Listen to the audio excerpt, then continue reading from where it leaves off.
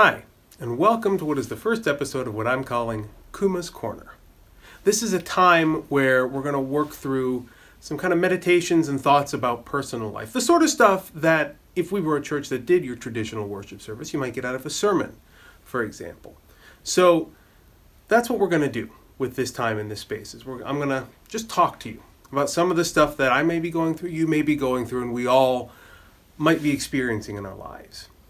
But for today, I want to open something of a confession.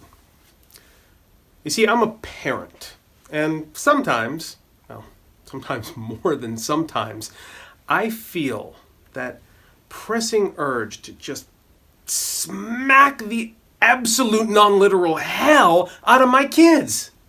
Look, I don't mean to suggest that I'm some naturally violent or abusive person. Of course, I'm not just racked with random impulses for explosive rage, and I certainly don't actually hit my kids. No, this is more of a kind of a hyperbolic acknowledgement of the sheer unbridled power that my children have to push every button, tug on every last nerve, and just generally infuriate me beyond the bounds of any reasonable sanity. Now, despite that welling rage that comes bubbling up after the 497th time I get interrupted in the bathroom in a given morning, when I look on the face of my children, even when that face is contorted in the ugly, twisted shape of that day's regularly scheduled temper tantrum, I can't help but see through all of that to the helplessness, fear, and blind, confused love at the heart of who they are. No matter how much they might be acting like an embarrassment-powered rage goblin who somehow manages to grow stronger every time they refuse to do their homework, I know instinctively that what I'm seeing, no matter how infuriating it is for me to experience, comes from a loving core deep within them, an innocence that has been somehow stymied by some hurdle in life or another, and leaving them confused and uncertain about what to do. And that's basically what it means to be a kid, right? To approach everything with the best of intentions and that great desire to do loving and wonderful things, then get absolutely ridiculously over the top confused by something completely simple and lash out in fear as a result. For example, just last week, my eldest son, 6 years old, was giving this great monologue about how he intends to grow up to be an amazing architect, so he can design buildings and give them to the homeless, so that everyone in the world would get to have a place to live. And then, his older sister, also eager to do good in the world, said that she would not only do the same thing, but because she's older, she'll do it first. And then my son, acting with that purest logic and most advanced sense of creative reasoning, my son immediately screamed like a wounded banshee and punched her directly in the face. Now, naturally, this just resulted in me nearly flipping my lid. As a victim of some pretty serious bullying and abuse in my youth, violence is something that seriously freaks me out. And I have a hardline policy against it in my house. I couldn't just come down on him like the wrath of an Old Testament God, because in looking at him, I could see what was really sitting at the core of his heart. He wanted to help. And when his sister got in the way of things, it freaked him out well beyond his ability to handle. His intentions were not just good, they were audaciously good, ambitiously good, the exact kind of good that every parent wants as the defining characteristic of their children's identities. But when he saw in his sister an obstacle to his ability to inject some much-needed love and care into the world, he didn't know how to handle it. And in that confusion, he lashed out. And as a parent, despite feeling a deep-seated and visceral need to put an immediate and forceful end to that violence which had emerged uninvited into my world, I felt deep in my core that it wasn't my job to strike him down for the mistakes he made, but to encourage the powerfully good intentions behind it. And in so doing, help him figure out how to reshape those intentions around the obstacle he had encountered. It was a terrifying, bloody, violent, teachable moment, as are most moments in parenting. And, it was no small amount of work, certainly, to discipline myself in this way, to bring my own anger and fear and profound mental exhaustion down to a level where I could comprehend that powerful, loving, and above all, good heart that was beating within this small boy who had just knocked his sister clean into next week. And it took even more effort to force myself to act in such a way that he could understand that I saw his heart. But no matter how difficult that effort was for me personally, it was an effort that nearly all parents consider to be baseline requisite. We know that kids are wonderfully loving and innocent by default.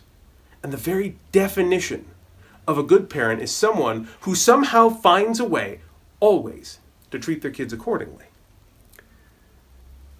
So the question I have is this: why do we only feel that sense of duty when it comes to children?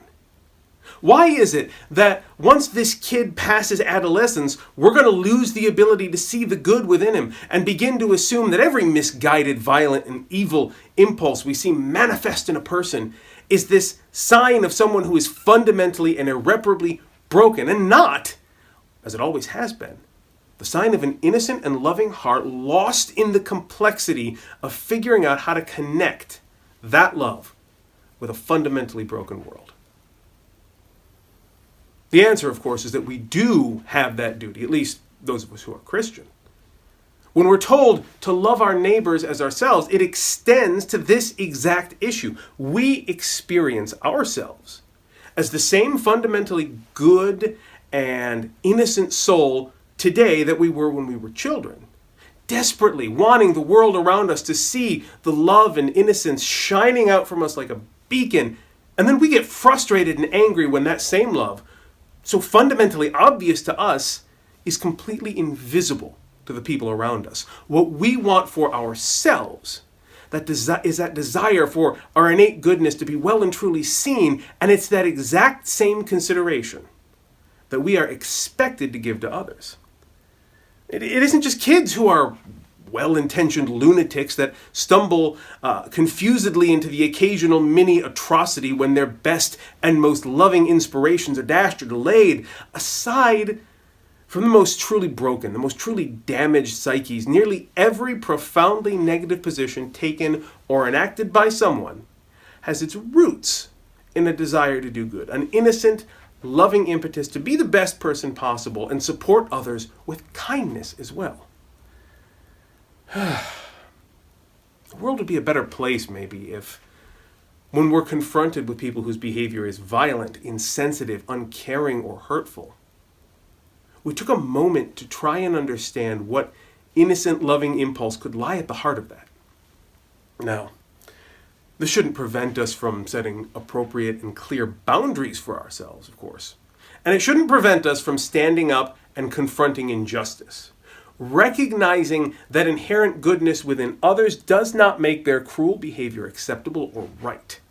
Seeing an oppressor as human doesn't render their oppression into justice, and neither does failing to recognize that humanity in an oppressor somehow make the oppressed deserving of what's been done to them.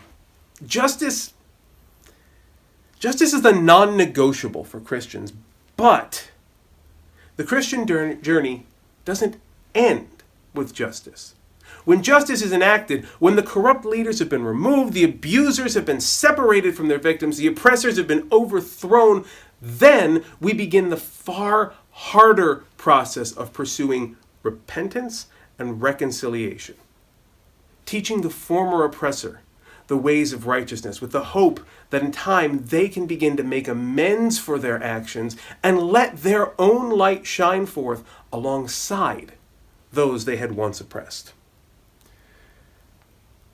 None of this comes easy, of course, and even just discussing it now, we're like ants standing at the foot of a mountain. But we know that a world where repentance and reconciliation are normalized is the peak of our spiritual Everest. But while we know that, we also recognize that we're not going to get from here to there without a lot of effort, a lot of personal discipline, and no small amount of help. So today, we can start by looking for that shining heart of love within the 3-foot-tall wrath goblin trying to force their way through the bathroom door for the umpteenth time. Tomorrow, maybe, you can look for it in your annoying coworker or the car that cut you off in traffic. Over time, that effort, that discipline can grow to encompass all those in your immediate circle and beyond as we encourage others to join us on this journey towards an earth that is as in heaven.